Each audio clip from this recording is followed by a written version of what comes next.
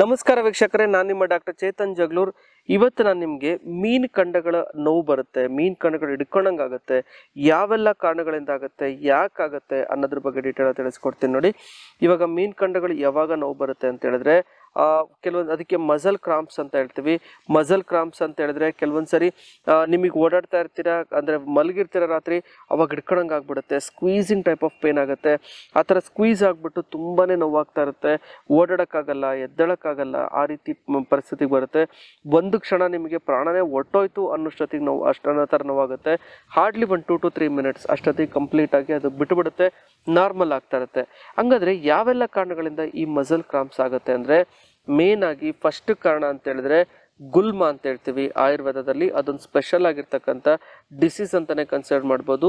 ಅದೇನಾಗುತ್ತೆ ಅಂದರೆ ಬಾಡಿ ಒಳಗೆ ವಾಯು ಅಂಶ ಜಾಸ್ತಿ ಆಗ್ಬಿಟ್ಟು ಅದು ಮೀನು ಖಂಡಗಳಿಗೆ ಹೋಗುತ್ತೆ, ಕೆಲವೊಂದ್ಸರಿ ಬೆನ್ನಿಗೆ ಹೋಗುತ್ತೆ, ಎದೆ ಒಳಗೆ ಹೋಗುತ್ತೆ, ತಲೆಗೆ ಹೋಗುತ್ತೆ, ಎಲ್ಲೇ ಅಥವಾ ಅಲ್ಲೆಲ್ಲ ಕ್ರಾಂಪ್ಸ್ ಥರ ಹಿಡ್ಕೊಂಡ್ಬಿಡುತ್ತೆ. ಆ ಥರ ಕ್ರಾಂಪ್ಸ್ ಥರ ಹಿಡ್ಕೊಂಡ್ಬಿಟ್ಟು ತುಂಬಾ ನೋವಾಗುತ್ತೆ. Hardly 1 to 3 minutes.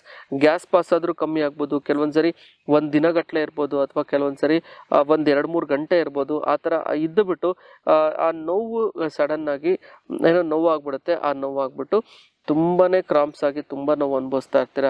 ಸೊ ಹಂಗಾಗಿ ಏನೂ ಗಾಬರಿ ಮಾಡ್ಕೊಳ್ಳೋಂಥದ್ದು ಅವಶ್ಯಕತೆ ಇಲ್ಲ. ಅದು ಆಯುರ್ವೇದದಲ್ಲಿ ವಾಸಿ ಮಾಡ್ಬೋದು, ತುಂಬ ದೊಡ್ಡ ಕಾಯಿಲೆನೂ ಅಲ್ಲ. ಇನ್ನೊಂದು ಹೇಳಿದೆ, ಕ್ಯಾಲ್ಶಿಯಂ ಡಿಫಿಷಿಯನ್ಸಿಯಿಂದನೂ ಈ ಥರ ಮಸಲ್ ಕ್ರಾಂಪ್ಸ್ ಆಗುತ್ತೆ. ಯಾವಾಗ ಕ್ಯಾಲ್ಶಿಯಂ ಡಿಫಿಷಿಯನ್ಸಿ ಆಗುತ್ತೆ, ನರ್ವ್ಸ್ ಯಾವಾಗ ವೀಕ್ ಆಗುತ್ತೆ, ಅವಾಗೂ ಕೂಡ ಈ ಕ್ರಾಂಪ್ಸ್ ಆಗೋದು ಸರ್ವೇ ಸಾಮಾನ್ಯವಾಗಿ ಕಾಣಿಸ್ಕೊಳ್ಳುತ್ತೆ. ಅದಕ್ಕೇನು ಗಾಬರಿ ಮಾಡಬೇಡಿ. ಕೆಲವೊಂದು ಮನೆ ಮದ್ದುಗಳಿರುತ್ತೆ, ಕೆಲವೊಂದು ಆಹಾರದಲ್ಲಿ ಅಥವಾ ಕೆಲವೊಂದು ಆಯುರ್ವೇದ ಟ್ರೀಟ್ಮೆಂಟ್ ಎಲ್ಲ ಮಾಡ್ಕೊಳ್ಳೋದ್ರಿಂದ ಈ ಮಸಲ್ ಕ್ರಾಂಪ್ಸ್ ಕಂಪ್ಲೀಟಾಗಿ ನಾರ್ಮಲ್ ಮಾಡ್ಬೋದು. ಹಂಗಾದ್ರೆ ಇವಾಗ ಯಾವೆಲ್ಲ ಸ್ಕ್ಯಾನಿಂಗ್ ಇಂದ ನಾವು ಐಡೆಂಟಿಫೈ ಮಾಡ್ಬೋದು ಅಂತ ಹೇಳಿದ್ರೆ, ಯೂಶಲಿ ನಿಮಗೆ ಡೋಪ್ಲಾ ಸ್ಟಡಿ ಮಾಡ್ತಾರೆ, ಕೆಲವೊಂದ್ಸರಿ ಎಕ್ಸ್ರೇಸ್ ಮಾಡಿರ್ತಾರೆ, ಎಲ್ಲ ರಿಪೋರ್ಟ್ಸು ನಾರ್ಮಲ್ ಬರುತ್ತೆ. ಹಂಗಾದ್ರೂ ಏನಪ್ಪ ಇದು ಡಿಸೀಸೇ ಗೊತ್ತಾಗ್ತಾ ಇಲ್ಲ ಅಂತ ಆಗುತ್ತೆ. ಸೊ ಅದಕ್ಕೆ ನಾವು ಈ ಮಸಲ್ ಕ್ರಾಂಪ್ಸಲ್ಲಿ ಯಾವುದೇ ಥರ ಸ್ಕ್ಯಾನಿಂಗು ಅವಶ್ಯಕತೆ ಇಲ್ಲ. ಅದು ನಾವು ಕೇಳಿದರೆ ಸಾಕು ಗೊತ್ತಾಗುತ್ತೆ ಏನೆಲ್ಲ ಆಗಿದೆ ಅಂತ. ಅದಕ್ಕೆ ಇವಾಗ ಏನು ಮನೆ ಮದ್ದು ಮಾಡ್ಕೋಬೇಕು ಅಂತ ನೋಡ್ಕೊಂಬರೋಣ. ಇವಾಗ ಏನು ಸಿಂಪಲ್ ಆಗಿರ್ತಕ್ಕಂಥ ಮನೆ ಮದ್ದು ಹೇಳ್ತೀನಿ ನೋಡಿ. ಫಸ್ಟ್ ಮನೆ ಮದ್ದು ಏನು ಮಾಡಬೇಕು ಅಂದರೆ, ಈ ಮೆಂತೆ ಕಾಳು ತಗೊಳ್ಳಿ, ಸ್ವಲ್ಪ ಪುದೀನ ಸೊಪ್ಪು ತಗೊಳ್ಳಿ, ಆಮೇಲೆ ಕೊತ್ತಂಬರಿ ಕಾಳು ಹಾಕಿ, ಜೊತೆಗೆ ಸ್ವಲ್ಪ ಜೀರಿಗೆ ಹಾಕಿ, ಅವನ್ನ ತಗೊಂಡ್ಬಿಟ್ಟು ಕಷಾಯ ಮಾಡ್ಕೊಳ್ಳಿ. ಆ ಕಷಾಯ ಮಾಡಿ 1 ಚಮಚ ಹರಳೆಣ್ಣೆ ಮಿಕ್ಸ್ ಮಾಡಿಕೊಂಡು ಆ ನೀರನ್ನ, ಅಂದರೆ ಆ ಕಷಾಯಕ್ಕೆ ಆ ರೆಸಿಪಿ ಏನು ಮಾಡಿರ್ತಿರಲ್ಲ ಅದನ್ನ ನೀವು ಬೆಳಗ್ಗೆ ಮತ್ತೆ ರಾತ್ರಿ ಕುಡಿತಾ ಬನ್ನಿ. ಖಂಡಿತವಾಗ್ಲೂ ಆ ಮಸಲ್ ಕ್ರಾಂಪ್ಸ್ ಇಮ್ಮಿಡಿಯೇಟ್ ಆಗಿ ಸ್ಟಾಪ್ ಆಗುತ್ತೆ, ಇಮ್ಮಿಡಿಯೇಟ್ ಆಗಿ ಕಂಟ್ರೋಲ್ ಬರುತ್ತೆ. ಮತ್ತಿನ್ನೊಂದು ಏನು ಮಾಡ್ಕೋಬಹುದು ಅಂತ ಹೇಳಿದ್ರೆ, ನಾನು ಎಷ್ಟೊಂದು ಸಂಚಿಕೆಗಳಿಗೆ ಎಷ್ಟೊಂದು ಆಯಿಲ್ಗಳು ಪ್ರಿಪೇರ್ ಮಾಡ್ಕೊಳಕ್ಕೆ ಹೇಳಿದ್ದೀನಿ. ಅದರಲ್ಲಿ ಯಾವ್ದಾದ್ರು ಒಂದು ಎಣ್ಣೆ ಪ್ರಿಪೇರ್ ಮಾಡ್ಕೊಳ್ಳಿ. ಇನ್ನೊಂದು ಸಿಂಪಲ್ ಆಗಿರ್ತಕ್ಕಂಥ ಆಯಿಲ್ ಹೇಳ್ತೀನಿ ನೋಡಿ. ಹರಳೆಣ್ಣೆ ತಗೊಳ್ಳಿ, ಅದಕ್ಕೆ ಸ್ವಲ್ಪ ಪಚ್ಚಕರ್ಪೂರ, ನೀಲಗಿರಿ ಎಣ್ಣೆ ಹಾಕ್ಬಿಟ್ಟು ಕುದಿಸಿ ಇಟ್ಬಿಡಿ ಸಾಕು. ಅದು ಆ ಆಯಿಲ್ನ ಚೆನ್ನಾಗಿ ಮಸಾಜ್ ಮಾಡಿ ಮರಳನ್ನ ಹಂಚಲ ಕುಡಿದ್ಬಿಟ್ಟು ಚೆನ್ನಾಗಿ ಕಾವು ಕೊಡೋದ್ರಿಂದನೂ ಕೂಡ ಆ ಮಸಲ್ ಕ್ರಾಂಪ್ಸ್ ವಾಸಿ ಆಗುತ್ತೆ. ಎಲ್ಲ ಇಟ್ಕೊಳ್ಳೋದು, ಪದೇ ಇಟ್ಕೊಳ್ಳೋದು ಕೂಡ ಅವಾಯ್ಡ್ ಆಗುತ್ತೆ. ಏನು ಗಾಬರಿ ಮಾಡೋಂಥದ್ದು ಅವಶ್ಯಕತೆ ಇಲ್ಲ. ಅದ್ರ ಜೊತೆಗೆ ಸ್ವಲ್ಪ ಎಲಡಿಕೆ ಹಾಕಿ, ಇನ್ನೊಂದು ರೆಸಿಪಿ ಹೇಳ್ತೀನಿ.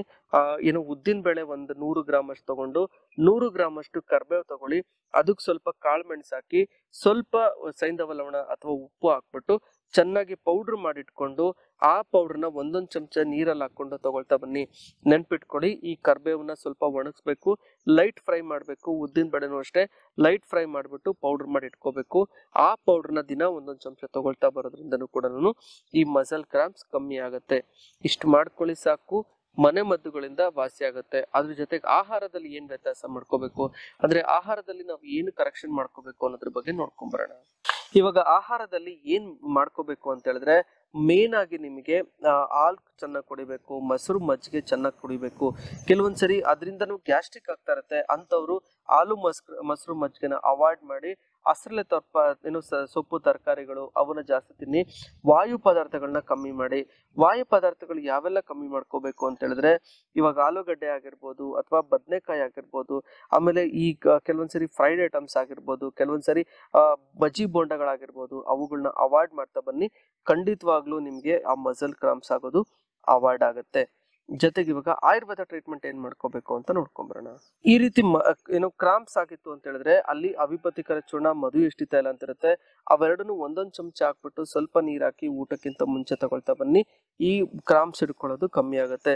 ಜೊತೆಗೆ ವಿರೇಚನ ಅಂತ ಒಂದು ಟ್ರೀಟ್ಮೆಂಟ್ ಇರುತ್ತೆ, ಆ ವಿರೇಚನ ಟ್ರೀಟ್ಮೆಂಟ್ ಮಾಡ್ಕೊಳ್ಳೋದ್ರಿಂದನೂ ಕೂಡ ಈ ಕ್ರಾಂಪ್ಸ್ ಹಿಡಿಯೋದು ಕಮ್ಮಿ ಆಗುತ್ತೆ. ಇಷ್ಟು ಮಾಡಿ ಅದ್ರ ಜೊತೆಗೆ ಆಬಗುಗ್ಗುಲು, ಮಹಾನಯನ ತೈಲ ಮತ್ತೆ ಶುಕ್ರ ಮಾತ್ರ ಕವಟಿ ಅಂತ ಇರುತ್ತೆ, ಅವುಗಳನ್ನ ತಗೊಳ್ಳೋದ್ರಿಂದ ಈ ಮಸಲ್ಸ್ ಏನು ವೀಕ್ ಆಗಿರುತ್ತೆ ಅಥವಾ ನರ್ವ್ಸ್ ಏನ್ ವೀಕ್ ಆಗಿರುತ್ತೆ ಆ ತರ ಇದ್ದಾಗ ಅಂದ್ರೆ ಕ್ಯಾಲ್ಸಿಯಂ ಲೆವೆಲ್ ಡಿಪ್ಲೀಷನ್ ಆಗಿ ಆಗ್ತಕ್ಕಂಥ ಕ್ರಾಂಪ್ಸ್ಗೆ ನಾವು ವಾಸಿ ಮಾಡ್ಬೋದು. ಏನು ಗಾಬರಿ ಮಾಡ್ಕೋಬೇಡಿ, ನಾನು ಹೇಳ್ದಷ್ಟು ಕರೆಕ್ಟ್ ಫಾಲೋ ಅಪ್ ಮಾಡ್ತಾ ಬನ್ನಿ. ಖಂಡಿತವಾಗ್ಲೂ ಏನು ಮಸಲ್ ಕ್ರಾಂಪ್ಸ್ ಹಿಡಿಯೋದು ಕಂಪ್ಲೀಟ್ ನಾರ್ಮಲ್ ಆಗುತ್ತೆ. ಏನು ಗಾಬರಿ ಮಾಡ್ಕೊಳ್ಳೋಂಥ ಅವಶ್ಯಕತೆ ಇಲ್ಲ. ಮತ್ತೆ ಮುಂದಿನ ಸಂಚಿಕೆಗಳಿಗೆ ಮತ್ತೊಂದು ಇಂಟ್ರೆಸ್ಟಿಂಗ್ ಟಾಪಿಕ್ ಮುಖಾಂತರ ಮತ್ತೆ ಭೇಟಿ ಆಗೋಣ. ಅಲ್ಲಿವರೆಗೂ ನೋಡ್ತಾ ಇರಿ ಆರೋಗ್ಯ ಭಾಗ್ಯ ಯೂಟ್ಯೂಬ್ ಚಾನಲ್. ನಮಸ್ಕಾರ.